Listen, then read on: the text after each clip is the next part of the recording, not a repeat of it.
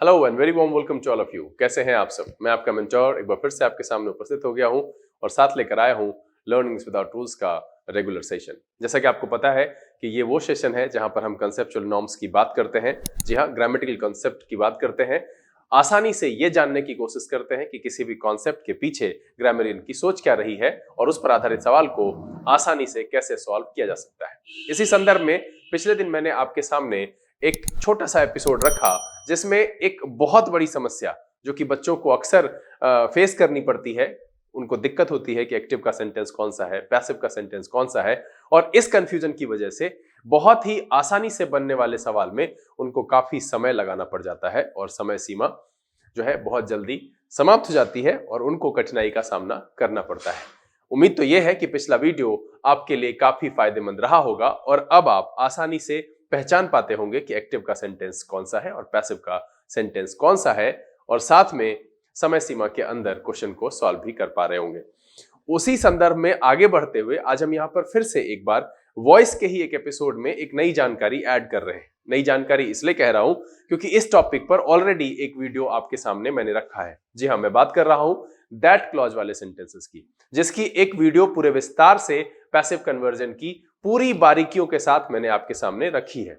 जब मैं इन दिनों क्वेश्चन देख रहा था, मैंने देखा कि दैट क्लॉज में एक और तरह का सवाल पूछा जाता है जिसकी चर्चा मैंने वहां पर नहीं की है। तो उसी के दैट क्लॉज के पार्ट 2 के तौर पर आज हम यहां पर आपके सामने वीडियो लेकर के उपस्थित हुए हैं, जिसमें हम दैट क्लॉज के उस पैटर्न की चर्चा करेंगे, उसके पूरे कन्वर्जन के कॉन्सेप्चुअल नॉर्म्स को समझने की कोशिश करेंगे और यह सिखाने की कोशिश करेंगे कि दैट क्लॉज के हर एक पैटर्न को आसानी से कैसे सॉल्व किया जाए। तो चलिए यहां पर जल्दी से नोटबुक और पेन लेकर के तैयार हो जाइए। देखते हैं कि दैट क्लॉज में जो बताया गया है उससे हटकर ऐसा आज यहां क्या है और क्या नया आपको सीखने के लिए मिलता है। चलिए देखा जाए।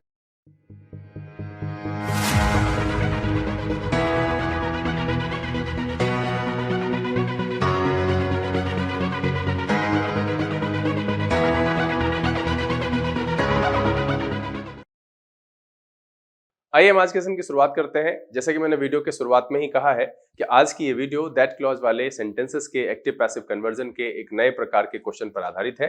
इससे पहले भी मैंने एक वीडियो दैट क्लॉज के एक्टिव पैसिव कन्वर्जन पर आपके सामने रखा है। अगर आपने वो वीडियो नहीं देखा है तो चैनल के प्लेलिस्ट में चले जाइए, वो वीडियो वहां पर मौजूद है जिसमें मैंने पूरे विस्तार से हर एक बारीकी को आपके सामने रखा है। तो उम्मीद तो यह है कि आपने पहले से इसे देख रखा होगा। आज हम यहाँ पर दैट क्लॉज वाले सेंटेंसेस के एक नए प्रकार के क्वेश्चन, जब मैं ढूंढ रहा था मैंने देखा, और मैं जब उस वीडियो को देखा तो मैंने कहा अरे यार, इसकी चर्चा तो मैंने की नहीं है और ये सवाल पूछा जाता है। तो ये बहुत जरूरी है कि आप इस वीडियो में शुरू से अंत तक बने रहिए, गौर से देखिए, और सबसे बड़ी बात यह है कि पिछले वीडियो की कुछ बारीकियों को हम यहाँ पर फिर से चर्चा करेंगे। तो अगर आप पहले से देख चुके हैं तो ये आपके रिवीजन का होगा, अगर आपने नहीं देखा है तो पहले आप उसे देख लीजिए, फिर आप इस वीडियो को देखिएगा। तो चलिए सेशन की शुरुआत करेंगे, लेकिन उससे पहले जो लोग इस चैनल पर नए हैं, चैनल को सब्सक्राइब कर लीजिए, बेल आइकन जरूर प्रेस कीजिएगा ताकि यहाँ से अपलोड की गई वीडियोस की नोटिफिकेशन आपको मिले और आपका कोई भी सेशन मिस ना हो। चलिए यहाँ पर हम शुरुआत करते हैं इस एपिसोड की, और पहले हम चेक कर लें कि ये महाशय अपने ऊपर अंकित करने दे रहे हैं। हाँ, कभी कभी इनका दिमाग खराब हो जाता है, जैसा कि पिछले वीडियो में हुआ था। मैंने वीडियो की शुरुआत की और वो लिखने ही नहीं दे रहा था। अब देखिए, दैट क्लॉज वाले सेंटेंसेस में एक एग्जांपल मैं आपके सामने यहां पर रखता हूं और आपको याद आ जाएगा कि ये सेंटेंसेस किस तरह के होते हैं। देखिए, ये जो हिस्सा है ये कहलाता है दैट क्लॉज, यानी वैसा क्लॉज जो दैट से शुरू होता है। तो इस तरह के सेंटेंसेस का कन्वर्जन कैसे करें? तो नॉर्मली हमने जो एक्टिव पैसिव कन्वर्जन में सीखा है वो क्या होता है कि subject plus verb plus object वाला पैटर्न होता है, और इसमें हम ऑब्जेक्ट को शुरुआत में लिखते हैं और इस वर्ब को पिछले ही एपिसोड में मैंने कहा है कि बी प्लस पास्ट पार्टिसिपल में चेंज करके रख देते हैं। तो इस आधार पर हमने बनाया है, लेकिन इस सेंटेंस में मुझे ऑब्जेक्ट नहीं दिखाई दे रहा है और ऑब्जेक्ट की जगह पर एक पूरा क्लॉज रखा हुआ है जो कि दैट से शुरू होता है। तो पिछले दिन जो पिछली वीडियो में मैंने आपके सामने बात की थी उसमें मैंने आपसे क्या कहा था, मैं उसको संक्षेप में आपके सामने रखूंगा, और आज का ये वीडियो, पिछला वीडियो और आज का ये वीडियो दोनों मिला करके एक ऐसे कंक्लूजन पे पहुंचेगा जहां पर आपको दैट क्लॉज के क्वेश्चन को सॉल्व करने में कभी भी परेशानी नहीं होगी। पिछले वीडियो में अगर आपके मन में सवाल रहा होगा तो उस सवाल का जवाब भी आपको यहां से मिल जाएगा, और अगर ना मिले तो कमेंट बॉक्स का ऑप्शन आपके पास है, नीचे कमेंट में लिख करके बताइए। अगर आपके दोस्तों को परेशानी होती है तो वीडियो को शेयर कीजिए, उनको बताइए कि भाई यहाँ पर बहुत आसान तरीके से बताया जा रहा है। और अगर आपको लगता है कि कुछ यहाँ पर और समझाने की, कुछ और बताने की जरूरत है, कुछ ऐड करना चाहिए, तो मैंने हमेशा कहा है कि आप बताएंगे कि आपको क्या चाहिए, तो मुझे वीडियो का सिलेक्शन करने में मदद मिलेगी और मैं वो टॉपिक ला पाऊंगा जो सही मायने में आपके लिए फायदेमंद है। देखिए, इसमें मैंने जो पिछले वीडियो में चर्चा की थी, मैंने कहा था कि देखो यहां पर एक सब्जेक्ट ऑलरेडी है, यहां पर एक वर्ब है। अगर हम यहां पर एक ऑब्जेक्ट जोड़ देते हैं, कोई भी एक ऑब्जेक्ट अगर हम जोड़ देते हैं, तो इस हिस्से को आराम से हम पैसिव में बना लेंगे। तो जैसे मान लीजिए कि हम इसकी जगह पर इट रख लेते हैं, तो मेरा हो जाएगा सी सेज इट। और हम फिर जब इसको मेथड 1 से कन्वर्ट करेंगे, तो इसको मेथड 1 रख लेते हैं, फिर दूसरा तरीका भी हम बताते हैं। तो इसमें क्या हो जाएगा, इट। अब ये सेज का हो जाएगा इट इज सेड।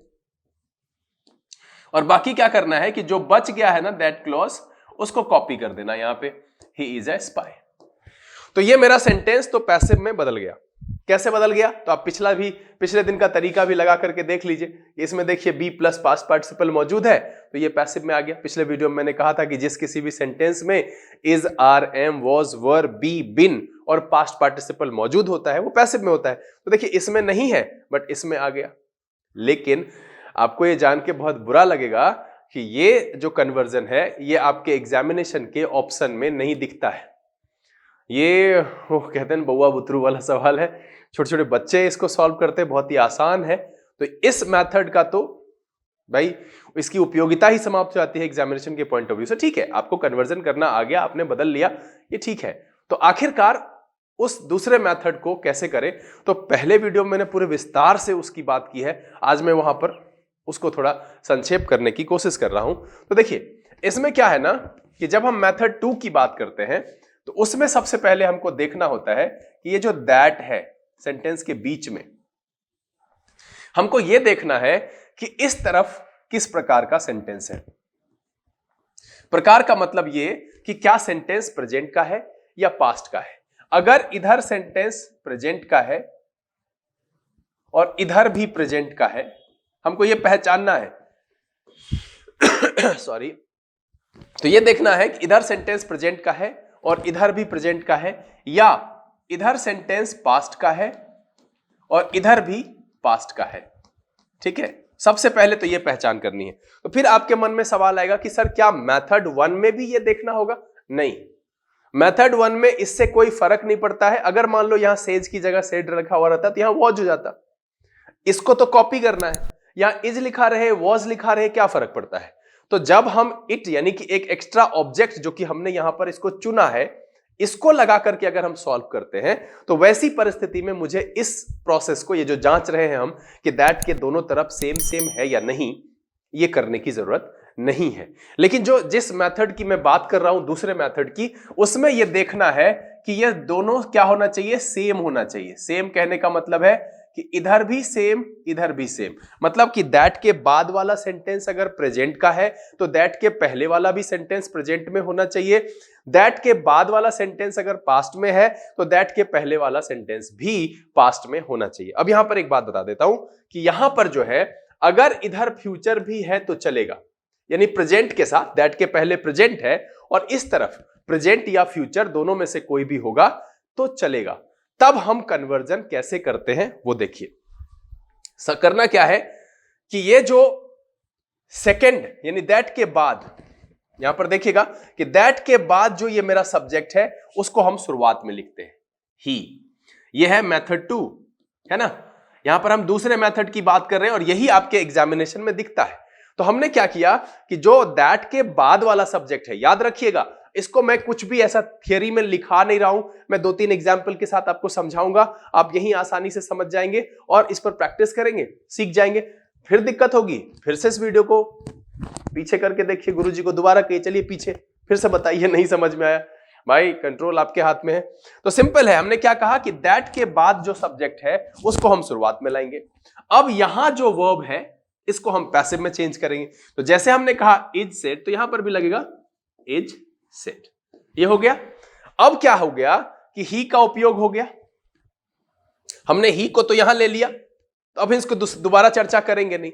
अब जो बच गया है उसको हमको क्या करना है 2 प्लस V1 यानी इन्फिनिटिव बना करके रख देना है। इसको क्या कहते हैं? इसको कहते हैं इन्फिनिटिव। ठीक है, इसको इन्फिनिटिव में चेंज करके रख देना है। तो अब यहां पर क्या है? इज का पहला फॉर्म क्या होता है? तो आपको पता है कि इज जो है वो बी की फैमिली का है। बी पहला फॉर्म है, वॉज दूसरा फॉर्म है, बिन तीसरा फॉर्म है, बीइंग चौथा फॉर्म है और इज उसका पांचवा फॉर्म है। तो मुझे क्या करना है? 2 प्लस V1। तो यहां ही के बाद जो बच गया 2 लगाएंगे, इसका V1 हो जाएगा B और जो रेस्ट बच गया उसको हम यहां पर कॉपी कर देंगे। अब देखिए कि ये भी चेंज हो गया पैसिव में, और ये जो तरीका है ये आपके एग्जामिनेशन में पूछा जाता है। क्या कहता है? पूछा जाता है।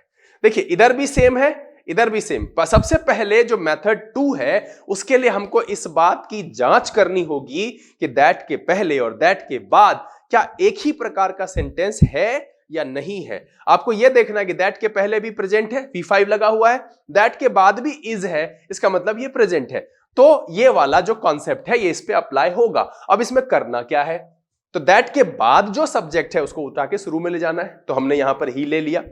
फिर इस जो वर्ब है जो दैट के पहले मौजूद है उस वर्ब को पैसिव में चेंज करना है। तो आपको पता है कि सेज का पैसिव क्या हो सकता है? इज, आर, एम और सेड, पास्ट पार्टिसिपल उसका। तो यहां पर ही के साथ इज लगेगा, हमने इसलिए यहां पर सेड लगाया।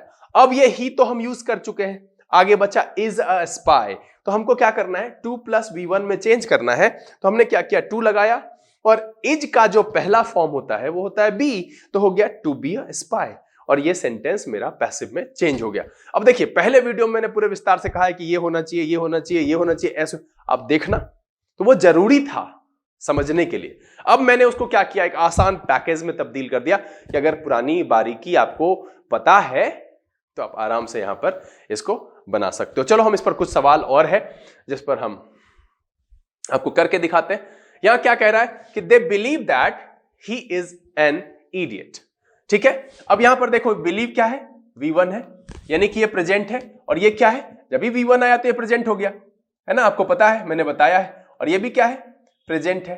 तो दैट के दोनों तरफ प्रेजेंट प्रेजेंट है, दैट के पहले भी प्रेजेंट है और दैट के बाद भी प्रेजेंट है। तो हम क्या करेंगे? इस सब्जेक्ट को उठा करके यहां लाएंगे। अब देखो कोई बोलेगा सर हम इट वाले मेथड से बना लेंगे तो नहीं होगा। हाँ बना लीजिए, नौकरिया ना होगा, हाँ कुछ भी नहीं करेगा।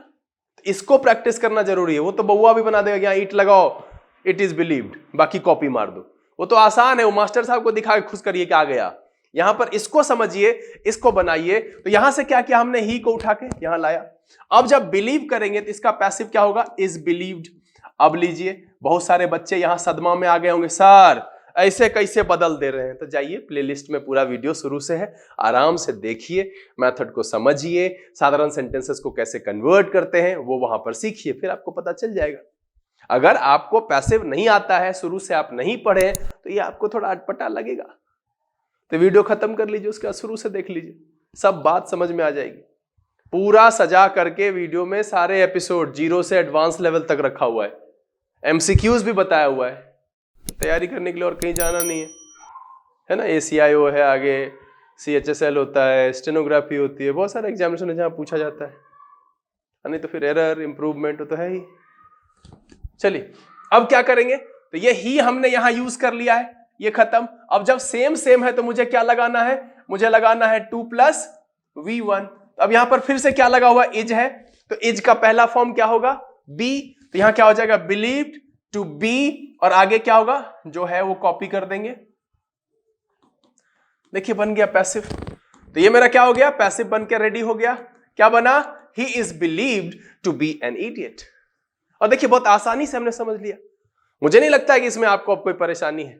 आपको क्या मिलाना है कि उधर प्रेजेंट इधर प्रेजेंट, या उधर पास्ट इधर पास्ट। हाँ प्रेजेंट के केस में है, उधर प्रेजेंट है इधर फ्यूचर भी होगा, तो सेम सेम 2 प्लस V1 चलेगा। चलिए एक और सवाल है, देखते हैं। अब इसमें देखिए क्या कह रहा है। इसमें कह रहा है कि दे बिलीव्ड और वर्कड, दोनों तरफ क्या है? इधर भी पास्ट है। कैसे भाई? तो ये V2 है। अगर आप मेरी कक्षा में पढ़ते हैं, अगर आपने मुझसे पढ़ा है, तो आपको आसानी से इस बात की समझ होगी कि ये कैसे है पास्ट, है ना, क्योंकि ये है V2 और V2 is always past। अब क्या करेंगे? फिर से हम इस सब्जेक्ट को यहां पर लाएंगे, क्या हो जाएगा? C, अब इसका पैसिव क्या होता है, V2 का पैसिव क्या होता है, was, है ना, या होता है were, और उसके बाद क्या होता है पास्ट पार्टिसिपल, जैसा मैंने सिखाया था। तो इसको जब हम पैसिव में कन्वर्ट कर रहे हैं तो क्या हो जाएगा, सी was believed, है ना। अब ये B2 है तो सी के साथ was लगता है, were लगाएंगे नहीं। अब यहां पर क्या हो गया कि ये तो मेरा यूज हो गया। अब बचा वर्कड हार्ड, और वर्क का पहला फॉर्म क्या होगा, वर्कड का पहला फॉर्म क्या होगा, वर्क, तो क्या हो जाएगा टू, और इसका पहला फॉर्म क्या लगाएंगे, वर्क और हार्ड। बहुत सारे बच्चे ये कसम खा लेते हैं 2 सवाल बनाने के बाद, अरे सर पहले वाले में भी टू बी लगाए, दूसरे वाले में भी टू बी लगाए, तो यहां पर हम भी टू बी लगाए। नहीं सर, हमने टू बी नहीं लगाया है। हमने पिछले सवाल में भी इज था, उसका पहला फॉर्म बी होता है, इसलिए हमने टू बी लगाया। इस सवाल में भी इज है, इसका पहला फॉर्म भी बी होता है, इसलिए हमने बी लगाया। अब यहां पर देखिए कि वर्कड है, इसका पहला फॉर्म वर्क होता है, इसलिए हमने यहां पर क्या लगाया, टू वर्क। चलिए एक और सवाल है, क्या कह रहा है, we expect that she will buy a car next year. अब देखिए यहां पर प्रेजेंट है और यहां पर क्या है, फ्यूचर है। ये क्या है, ये है आपका प्रेजेंट और ये क्या है, फ्यूचर है। तो ऐसे केस में क्या करेंगे, सेम सेम, कुछ नया नहीं करना।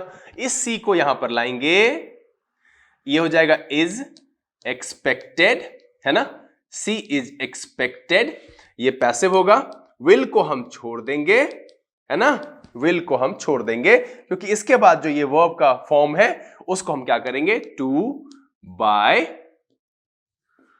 अ कार नेक्स्ट ईयर। देखिए आसानी से ये भी बन गया। तो अब मुझे नहीं लगता है कि इसमें आपको कोई परेशानी होनी चाहिए। 4 सवाल मैंने एग्जाम्पल में आपके सामने रखा, एक को मैंने दोनों मेथड से बताया, तो पहला वाला मेथड तो वैसे भी किसी काम का नहीं है। अब यहां पर क्या है कि मैंने कहा कि सेकंड सब्जेक्ट जो कि दैट के बाद आता है उसको हम शुरुआत में रखेंगे, पहले वाला वर्ब जो कि दैट के पहले मौजूद होता है उसको हम पैसिव में बदलेंगे, जो रेस्ट बच जाएगा उसको हम 2 + V1 करेंगे। ये नहीं कि 2B करेंगे, ये नहीं कह रहे, हम बार बार कह रहे हैं 2B करेंगे, ऐसा नहीं है, 2 + V1 करेंगे। अब यहां पर इज है, इसका पहला फॉर्म बी होता है, इसलिए हमने 2B लगाया। अब यहां पर वर्कड है, इसका पहला फॉर्म वर्क होता है, इसलिए हमने यहां पर वर्क लगाया। अब यहां पर बाय है और इसका पहला फॉर्म भी वही होता है, इसलिए हमने यहां पर 2 बाय लगाया। तो ये कौन सी कहानी हो गई, ये वो कहानी हो गई जहां पर कि दैट क्लॉज के दोनों तरफ सेम होता है और प्रेजेंट के केस में फ्यूचर भी रहे तो चलेगा। चलिए अब हम जिस नए वैरायटी की बात कर रहे हैं वो है कि अगर दैट क्लॉज दिया हुआ है और एक तरफ पास्ट है और इधर प्रेजेंट है, मतलब क्या कि सेम नहीं है। क्या है, सेम नहीं है। इस चीज को मैंने वहां नहीं बताया था। और अगर इधर पास्ट है तो इधर प्रेजेंट है, ठीक है ये। तो ऐसे केस में हम क्या करेंगे, जैसे अगर हम सवाल इस पर आगे बताएंगे, तो इस केस में कुछ नहीं करना है। जैसे मैंने दोनों सेम सेम वाले केस में क्या इस्तेमाल किया था, इन्फिनिटिव इस्तेमाल किया था। क्या इस्तेमाल किया था, इन्फिनिटिव इस्तेमाल किया था। उसी तरीके से इसमें हम इस्तेमाल करेंगे परफेक्ट इन्फिनिटिव। क्या इस्तेमाल करेंगे, परफेक्ट। सेम प्रोसेस फॉलो होगा जैसे हमने दैट के बाद वाले सब्जेक्ट को उठा के शुरुआत में रखा था, दैट के पहले वाले वर्ब को पैसिव में बदला था और बाद में 2 + V1 लगाया था जिसे हम इन्फिनिटिव कहते हैं। वो यहां नहीं करेंगे, यहां हम करेंगे परफेक्ट इन्फिनिटिव। और परफेक्ट इन्फिनिटिव किसे कहा जाता है आपको पता है, परफेक्ट इन्फिनिटिव कहा जाता है 2 + have + V3 को। मतलब यह है कि हम पहले जोड़ रहे थे सिर्फ 2 + V1, इस केस में हम क्या जोड़ेंगे, 2 + have + V3। कुछ नहीं ऐड होना है, सेम प्रोसेस दोहराएंगे।